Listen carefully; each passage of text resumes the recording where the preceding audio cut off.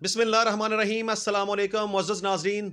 आज के टॉपिक में हम डिस्कस करेंगे कि पुलिस की तफ्तीश को तब्दील करवाने का तरीकाकार क्या है। यानी कि अगर आप अपने इन्वेस्टिगेटिंग ऑफिसर से सेटिस्फाई नहीं होते और आप समझते हैं कि आपका पुलिस ऑफिसर किसी दूसरे के साथ मिली भगत कर चुका हुआ है और आप अपनी तफ्तीश को किसी एक पुलिस ऑफिसर से दूसरे पुलिस ऑफिसर के पास मुंतकिल करवाना चाहते हैं, तो उसका क्या कानूनी तरीकाकार है, आज हम इस टॉपिक के ऊपर बात करेंगे। पुलिस की तफ्तीश फौजदारी मुकदमा में बड़ी इंपॉर्टेंट है, बड़ा अहम रोल है उसका, क्योंकि पुलिस की तफ्तीश को लेके अदालतों ने अपने किसी न किसी नतीजे पे पहुंचना होता है। अदालतों ने केस का फैसला करना होता है। आल दो कि सिर्फ पुलिस की तफ्तीश ही बहुत ज़्यादा इंपॉर्टेंट नहीं होती, क्योंकि अदालतों ने केस के फैसला करने से पहले बहुत सारे दीगर शवाहद को मद्देनजर रखना होता है। लेकिन फिर भी एफआईआर का अंदराज होने के बाद पुलिस का एक बड़ा अहम रोल है कि उन्होंने मुलजमान को गिरफ्तार करना है, शहादत को इकट्ठा करना है, जाए वक़ुआ का मुलाहजा करना है, बरामदगियाँ करनी हैं, मुलजमान को गुनाहगार करना है, बेगुनाह करना है, चालान को मुरतब करना है और अदालत के सामने पेश कर देना है। तो अगर इसमें मुद्दई ये समझता है कि मेरा जो इन्वेस्टिगेटिंग ऑफिसर है वो शायद मुलजमान के साथ मिली भगत कर चुका हुआ है, वो मेरे केस को ख़राब कर रहा है, मेरे केस की तफ्तीश को सही तरीके से वो नहीं कर रहा, वो शहादत को ज़ाया कर रहा है, या वट एवर कोई भी मुद्दई का क्लेम हो, अगर वो चाहे कि मैं अपनी तफ्तीश को तब्दील करवाना चाहता हूँ, किसी दूसरे पुलिस ऑफिसर के पास उसको भेजना चाहता हूँ, तो वो भेज सकता है। उसका क्या तरीकाकार है? या इसी तरह अगर मुलज़म ये समझे कि उसका तफ्तीशी अफसर मुद्दई के साथ मिली भगत कर चुका हुआ है, वो उसको बिला वजह उस केस में फंसाना चाहता है, गुनाहगार करना चाहता है, जानबूझकर उसको सज़ा दिलवाना चाहता है,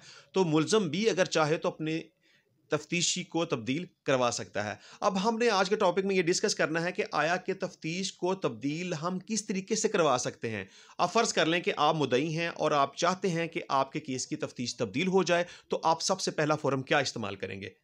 आप एक सबसे पहले डीपीओ यानी कि डिस्ट्रिक्ट पुलिस ऑफिसर को आप एक एप्लीकेशन देंगे, जिसमें आप ये बताएँगे कि मैं ये फ़लाँ केस का मुद्दई हूँ, जो कि फ़लाँ थाने में दर्ज रजिस्टर हुआ। मेरे केस की तफ्तीश फ़लाँ तफ्तीशी के पास है, जो कि मेरे मुकदमा की तफ्तीश दुरुस्त तौर पर नहीं कर रहा, मुझे उस पर इत्मीनान नहीं रहा, वो मेरे केस को ख़राब कर रहा है और मैं चाहता हूँ कि मेरे केस की तफ्तीश जो है वो तब्दील करके किसी दूसरे पुलिस ऑफिसर के पास भेज दी जाए।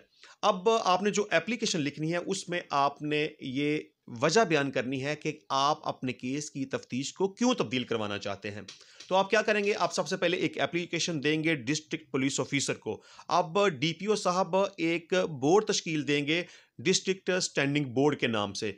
अब बोर्ड के अंदर 3 लोग होंगे। डीपीओ साहब इसमें एक एसपी साहब को उस बोर्ड का चेयरमैन बनाएँगे और उसमें 2 दीगर अफ़सरान को भी शामिल करेंगे, डीएसपीज़ को, यानी कि 1 एसपी और 2 डीएसपीज़। ये 3 अफ़सरान पर मुश्तमिल एक बोर्ड होगा, जिसकी ये ड्यूटी होगी कि उन्होंने उस तब्दीली तफ्तीश की एप्लीकेशन के ऊपर 7 दिन के अंदर-अंदर अपनी रिकमेंडेशंस डीपीओ साहब को देनी है। अब व्हाटएवर वो क्या बेहतर समझते हैं, तफ्तीश को तब्दील करने की रिकमेंडेशन देते हैं या नहीं देते, लेकिन अगर आप समझते हैं कि आप डिस्ट्रिक्ट स्टैंडिंग बोर्ड के फैसले से मुतमिन नहीं हैं और आपकी तफ्तीश को तब्दील नहीं किया गया, तो आप एक एप्लीकेशन रीजनल पुलिस ऑफिसर को यानी कि आरपीओ के नाम आप वही तब्दीली तफ्तीश की एप्लीकेशन देंगे।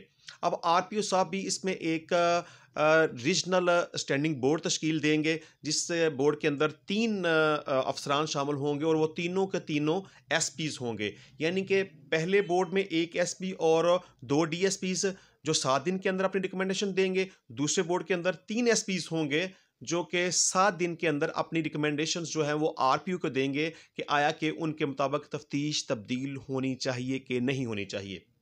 अब इसमें एक बड़ी अहम बात मैं आपको बताता चलूँ कि अगर इसमें आपके केस में तफ्तीश तब्दील हो जाती है, तो अगर तो पहले आपके केस की तफ्तीश फ़र्ज़ कर लें कि एक सब इंस्पेक्टर कर रहा है, तो या तो सेम रैंक का कोई बंदा यानी कि सब इंस्पेक्टर के पास या उससे ऊपर वाले किसी पुलिस ऑफिसर के पास तफ्तीश को तब्दील करके भेजा जाएगा।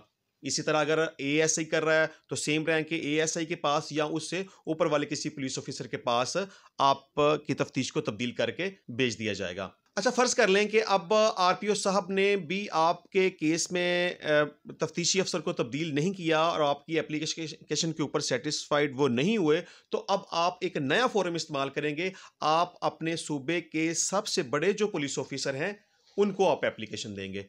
यानी कि आप आईजी पंजाब है या व्हाटएवर कोई भी सूबा है, आप सूबे के सबसे बड़े ऑफिसर आईजी को एक एप्लीकेशन तब्दीली तफ्तीश के हवाले से देंगे। अब आईजी साहब भी इसमें एक बोर्ड तश्कील देंगे जिसको हम कहेंगे स्टैंडिंग रिव्यू बोर्ड। अब स्टैंडिंग रिव्यू बोर्ड के अंदर भी 3 अफसरान शामिल होंगे। इसमें एक डीआईजी और 2 इसमें एसपीज होंगे। ये अफसरान 30 दिन के अंदर अपनी रिकमेंडेशंस जो हैं वो आईजी को देंगे। यानी कि पहले जो बोर्ड तश्कील होगा वो 7 दिन के अंदर अपनी रिकमेंडेशंस देगा। दूसरे नंबर पे जो बोर्ड आरपीओ तश्कील देगा वो भी 7 दिन के अंदर अपनी रिकमेंडेशंस देगा। और तीसरे नंबर पे जब आप आईजी को एप्लीकेशन देंगे तो वो जो बोर्ड तश्कील देगा वो 30 दिन के अंदर अपनी रिकमेंडेशंस जो है वो आईजी को देगा। उनकी रिकमेंडेशंस को मद्देनजर रखते हुए आईजी साहब तफ्तीश तब्दील कर भी सकते हैं और नहीं भी कर सकते। बहरहाल ये एक मैंने मुख्तसर से टाइम में आपको ये बताने की कोशिश की है कि अगर आप अपने केस में, फौजदारी केस में तफ्तीश को एक पुलिस ऑफिसर से दूसरे पुलिस ऑफिसर के पास मुंतकिल करवाना चाहें तो आप ये तरीकाकार फॉलो कर सकते हैं। तो मुझे उम्मीद है कि आज के टॉपिक से आपने यकीनन कुछ ना कुछ सीखा होगा। तो इस टॉपिक के हवाले से या कानून से मुतल्लिक़ किसी भी टॉपिक के हवाले से आपके ज़हन में कोई क्वेश्चन हो तो आप मुझे व्हाट्सएप के ऊपर वॉइस मैसेज कर सकते हैं। मेरा मोबाइल नंबर आपकी स्क्रीन के ऊपर है। तो इंशाल्लाह मिलेंगे नए टॉपिक के साथ, नई वीडियो के साथ, नए कानून के साथ। तो तब तक के लिए मुझे इजाज़त दीजिए। अल्लाह हाफ़िज़।